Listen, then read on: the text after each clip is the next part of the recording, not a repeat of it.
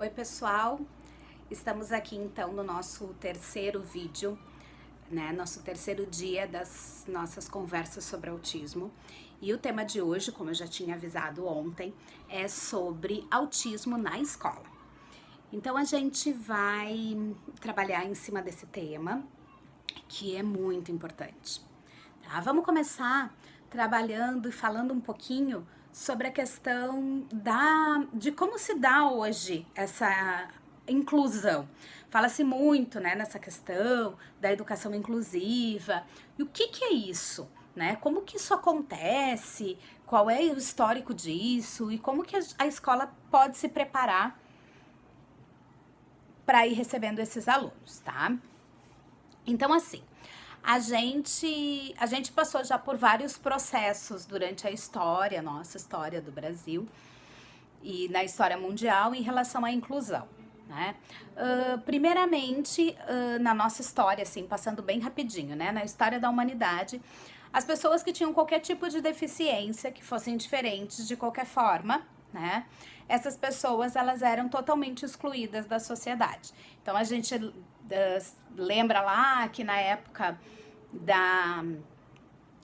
lá da Idade Média, né, as crianças eram que tinham algum tipo de deficiência, elas eram deixadas nas igrejas, naquelas rodas, elas eram abandonadas, né, aquelas rodas que a igreja recebia as crianças, e enfim, e essas crianças eram abandonadas, tá? Depois, né, começou-se um período da história da educação inclusiva, da nossa história sobre as deficiências, que as crianças passaram, então, para um outro... elas passaram a serem colocadas num determinado local, né? Então, existia um local específico para elas. Elas existem, elas estão aqui, mas elas foram no que a gente chama de institucionalização, né? Elas foram tiradas das suas famílias e elas eram levadas para instituições e elas ficavam nessas instituições, né? E não se misturavam, não se integravam à sociedade, tá? No Brasil, pontualmente, essa questão histórica veio muito de que a gente tinha uma política, principalmente ali nos anos 60, 70, essas crianças, principalmente as crianças autistas, elas iam para dentro da sala de aula, e o que acontecia com elas? Elas começavam a apresentar muita dificuldade, né? As crianças com deficiência intelectual e as crianças com autismo, né? E aí essas crianças precisavam sair dali. Elas eram retiradas dali e colocadas em escolas de educação especial. Então foram criadas as escolas de educação especial para que elas pudessem desenvolver os seus ensinamentos, né, as suas aprendizagens, tá? Mas aí, graças, né, à evolução e a nosso novo período histórico e a uma convenção chamada a Convenção de Salamanca, que foi muito importante para a questão da educação inclusiva,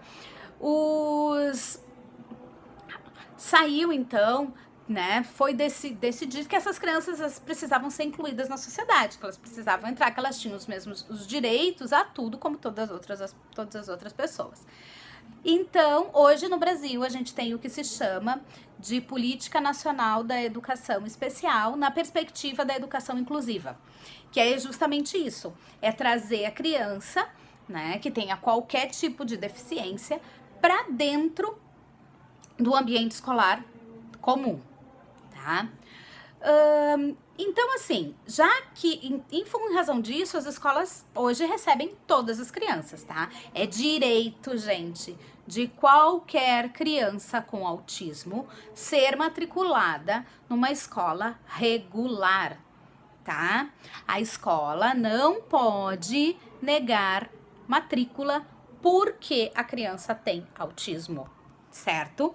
Isso é muito, muito importante, tá? No entanto, as escolas não estão todas ainda totalmente preparadas para receber essa demanda, né? Então, elas precisam ir se capacitando, elas precisam ir fazendo esses treinamentos, elas precisam ir investindo em palestras. A escola precisa realmente se preparar para receber esse público, né, que tá chegando e que a gente tem que levar para a escola mesmo, tá? Não deixem suas crianças em casa, por favor, papais, mamães, né? Às vezes resistem um pouco em levar, mas tem como, tá? Tem como a gente colocar.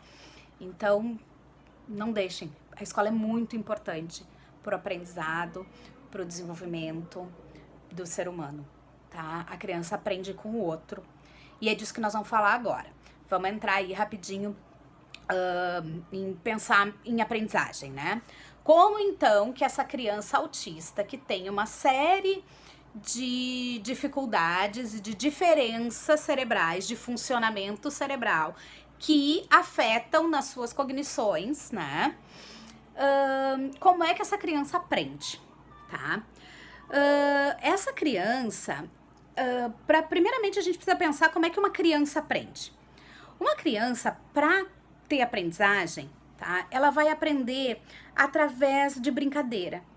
O brincar é muito importante para a criança, porque quando a criança está brincando, ela está experimentando o mundo, ela está tendo sensações, ela está descobrindo como é que ela pode manipular aquele objeto, ela está descobrindo qual é a ação e reação daquela determinada ação que ela está tendo sobre aquele objeto, né? Então ela aprende através da brincadeira, tá? Então é muito importante que as crianças brinquem, todas as crianças, tá? Elas precisam brincar. Então ela vai aprender através das brincadeiras, ela vai aprender com os pais, né? Primeiramente, que é quem tá em casa, com a família, né? Ela vai aprender depois com os seus professores, quando ela for para a escola, já lá desde a educação infantil, quando ela entrou lá na educação infantil e ela começou a aprender todas as habilidades, tudo que o professor tem para ensinar para ela, de rotina, de sensações, enfim, de experiências de aprendizagem de mundo, de desenvolvimento cognitivo. Ela também vai aprender com os seus colegas, com os pares, com outras crianças. É importante isso, a criança aprende com outra criança, né? Então, é bem importante esse contato, esse convívio, a gente levar as crianças a estarem convivendo, né? Então, através do contato com as outras crianças, elas vão desenvolver, com os professores, com os pais, as crianças típicas, né? Estão desenvolvendo as habilidades sociais e as habilidades cognitivas. Mas como é que uma criança, tá, que tem autismo aprende? Qual é a pergunta? Essa criança que tem autismo, ela tem justamente dificuldade nas habilidades sociais, interação e comunicação social. Como é que essa criança vai aprender se a gente aprende as sensações e as questões do mundo através dessas relações? E ainda pensando mais, a criança aprende através dos seus sentidos. Então, a gente aprende através do tato, a gente aprende através da audição, a gente aprende através... São os nossos sentidos que fazem com que a gente apreenda e aprenda sobre o mundo. Então, a partir do momento que eu falei no vídeo de ontem, que a criança com autismo normalmente apresenta transtorno de processamento sensorial, como é que essa criança vai aprender? Será que essa criança aprende? Sim, gente, ela aprende, tá? Tenho certeza de que essas crianças, né, que os autistas aprendem. Eu quero até fazer uma ressalva aqui, porque talvez tenham pessoas assistindo que já sejam adultos ou que tenham, né? A gente acaba se referindo muito à criança e pouco ao adulto, né? Mas isso acaba acontecendo porque, assim, é muito importante que a gente comece com as intervenções quando as crianças ainda são crianças,